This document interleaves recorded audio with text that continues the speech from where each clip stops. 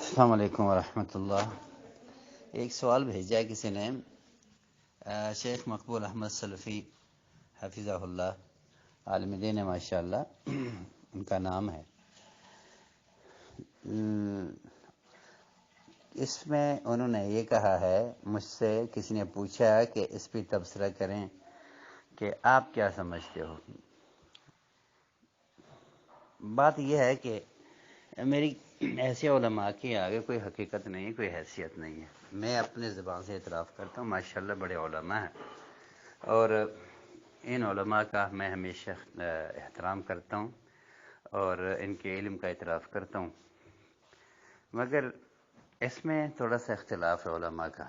جس موضوع پر انہوں نے کہا ہے کہ یہ بدعت ہے، گمراہی ہے، اسی کی وجہ سے پھونکوں والے سرکار نکلتے ہیں اور اسی وجہ سے گمراہیاں پھیلتی ہیں، ایک حد تک بات صحیح ہے، لیکن اس وجہ سے نہیں ہے۔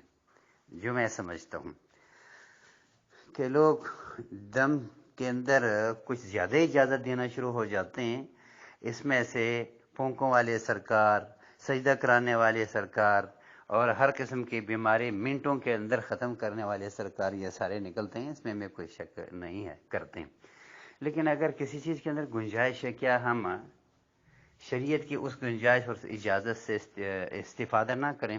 کیا اس کو بھی ایسے گمراہی پھیلانے والے لوگوں میں شامل کریں؟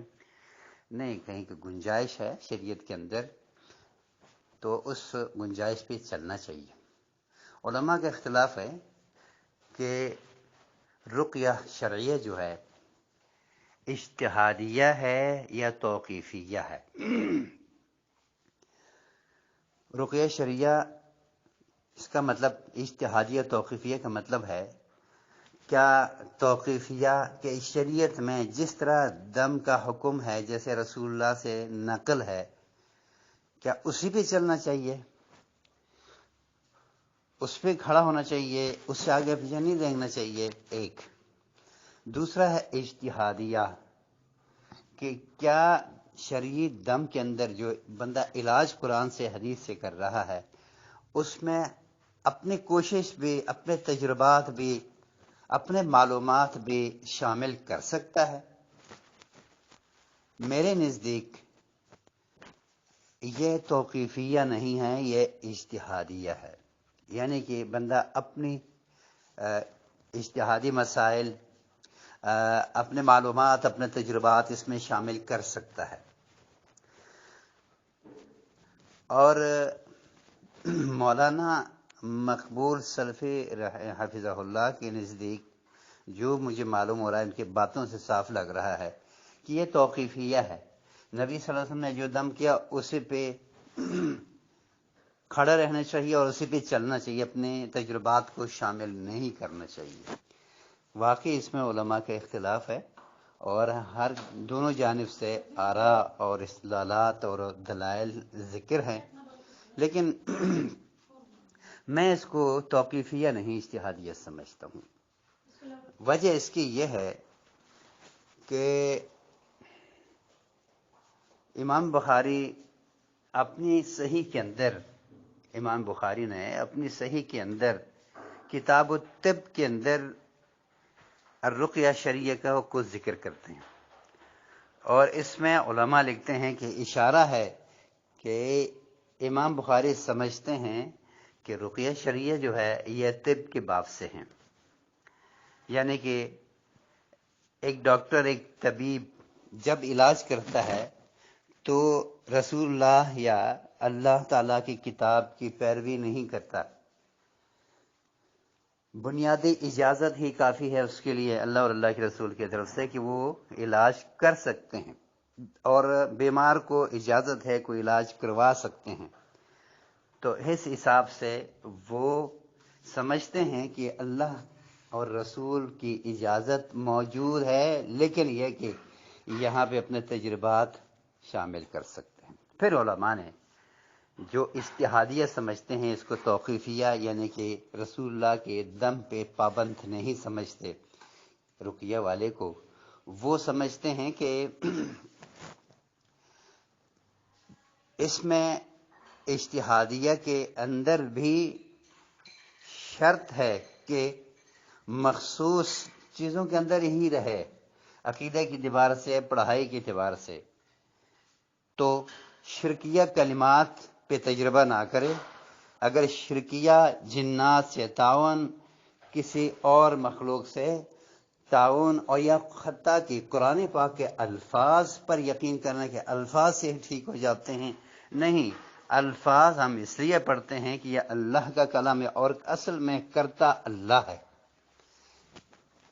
اور خود قرآن پاک کے الفاظ پر بھی اعتماد نہیں، بلکہ اس کو اللہ کا کلام، اللہ کی صفت، اور پھر اس کے ذریعے سے اللہ شفا دینے والا سمجھ کر کرنا چاہیے۔ اور پھر ہن سے جو الفاظ، گنتی کے الفاظ ہوتے ہیں، 1 2 3، ان کے ذریعے سے علاج بھی ناجائز ہے، کیونکہ اس میں شرک انوالو ہو جاتا ہے۔ اور اسی طرح شرکیہ کلمات، اس کے علاوہ جو کچھ بھی ہے، اور وہ جس میں شرکیہ کلمات والے کرتے ہیں، اس سے بچ کے، یہ کچھ شرائط ہے اس کی، تو ان شرائط کے بعد پھونکوں والے سرکار اس میں سے کبھی کسی صورت بھی نہیں نکلیں گے، کیونکہ یہ قید جو لگائی گئی، شرائط جو لگائی گئی ہیں، انتہائی سخت ہے۔ تو میں سمجھتا ہوں، مختصراً میں بات کروں گا، دلائل میں اس بارے میں ذکر نہیں کر رہا۔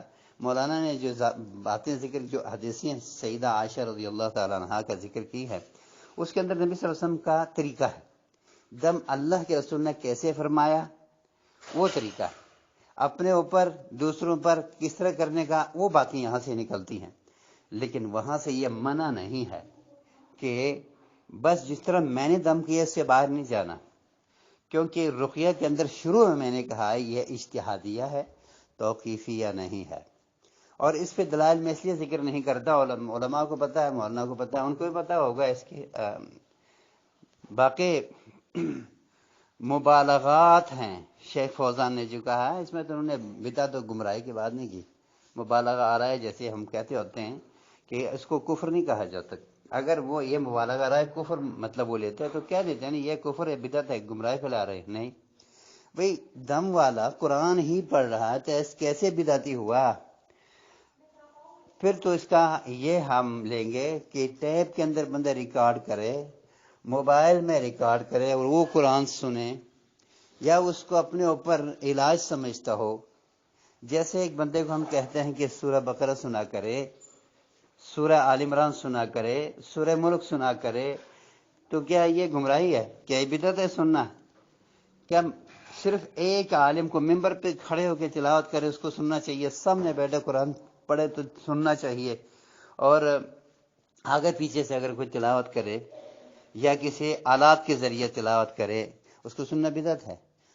چلو اس میں صرف رقیہ اور علاج کی صورت کی طور پر ہم کہیں کہ یار میں سورہ بقرہ سنتا ہوں تو مجھے سکون ملتا ہے، سکون تو ملتا ہے، اور مجھے ڈپریشن ہے، مجھے پریشانی ہے، میں اس سے بچنے کے لیے سنتا ہوں، کیا اس کو ہم بدعتی کہیں گے؟ اگر کوئی بندہ دوسروں کے بارے میں یہ سمجھتا ہے کہ قرآن میں پڑھتا ہوں اور وہ سنتا ہے تو اسے سکون ملتا ہے، اسے شیطانی اثرات دور ہوتے ہیں، اور میرا یہ تجربہ ہے، کیا اس نے قرآن کے علاوہ کسی اور کے ساتھ تجربہ کیا ہے؟ اس پہ مزید گفتگو ہو سکتی ہے، لیکن اتنے ہی میرے خیال میں ابتدائی باتیں ہیں۔ قرآن پڑھنے سے کوئی بدعت نہیں ہوتا، بدعتی نہیں ہوتا، اور نہ اس سے گمراہی پھیلتی ہے، نہ اس سے پھونکوں والے سرکار نکلتے ہیں۔ پھونکوں والے سرکار جن کو بالکل ہی آزادی ہو کہ وہ قرآن بھی پڑھتے اس لیے ہے کہ یہ الفاظ علاج کرتے ہیں، الفاظ کو خدائی طاقت دے کر کرتے ہیں، توکل اللہ پہ، بھروسہ اللہ پہ نہ ہو۔ یار تھوڑا سا میں علماء سے کہوں گا، حوالہ ہاتھ رکھیں، ہلکا ہاتھ رکھیں، اتنا نہ کیا کریں کہ ایک مشرک بندہ اور موحد اور اہل حدیث بندہ ایک ہو جائیں سارے کے سارے، کسی کام میں مشترک ہونے کی وجہ سے، کہ وہ پھونک مارتا ہے، یہ بھی پھونک مارتا ہے، کہ وہ بھی فونوں پہ الفاظ بولتا ہے اور یہ بھی بولتا ہے، ایسے نہیں۔ مثالیں اور بھی دی جا سکتی ہیں، لیکن میں اتنی ہی بات لمبی نہ ہو، اتنی میں میرے خیال میں سمجھتا ہوں کافی ہے۔ بہرحال یہ امام بخاری نے اپنی صحیح کے اندر اس کو کتاب الطب میں لایا۔ صرف امام بخاری نے، بہت سارے محدثین نے اپنے مریضوں سے متعلق، علاجوں سے متعلق جتنے باب ہوتے ہیں اس میں اس ٹاپک کو وہاں پہ لے کر آتے ہیں، اور اس کو طب میں سے ہی سمجھتے ہیں۔ سعودی عرب کی صالح العبید صاحب، انہوں نے اس پہ باقاعدہ ایک مضمون لکھا ہے، اور انہوں نے کہا کہ میں سمجھتا ہوں اس بارے میں اس سے پہلے توقیفیہ اور اجتہادیہ کے بارے میں کوئی لکھا کچھ کسی نے خاص نہیں ہے، میں اس پہ لکھ رہا ہوں، اور اس پہ دلائل انہیں دیے، اور انٹرنیٹ پہ موجود ہے، گوگل پہ سرچ کریں وہ نکل آتے ہیں۔ لہٰذا اس لیے میں سمجھتا ہوں کہ ایسے بندہ محدود ہو جاتا ہے، اور پھر جو گمراہیاں پھیلائی ہیں لوگوں نے اس کے مقابلہ میں خدمت اپنے آپ کو محدود کر دیتا ہے۔ اللہ تعالیٰ کی کتاب اگر کہیں سے بھی کسی طریقے سے فائدہ پہنچا سکتی ہے تو بندہ اس کے ذریعے فائدہ پہنچانے کی کوشش کریں، کیوں ہم محدود ہو جاتے ہیں؟ جبکہ بڑے علماء کی بھی اجازت ہے، اور اس میں اور ائمہ کرام بڑے اس میں اجازت دیتے ہیں۔ تقریباً امام احمد بن حنبل کے کلام سے بھی ایسے لگ رہا ہے کہ اس قسم کی اجازت، یعنی کہ یہ اجتہادیہ ہے، تو توقیفیہ بنا کر خواہ مخواہ اس کو محدود نہ کیا جائے جب شریعت میں اجازت ہے۔ السلام علیکم۔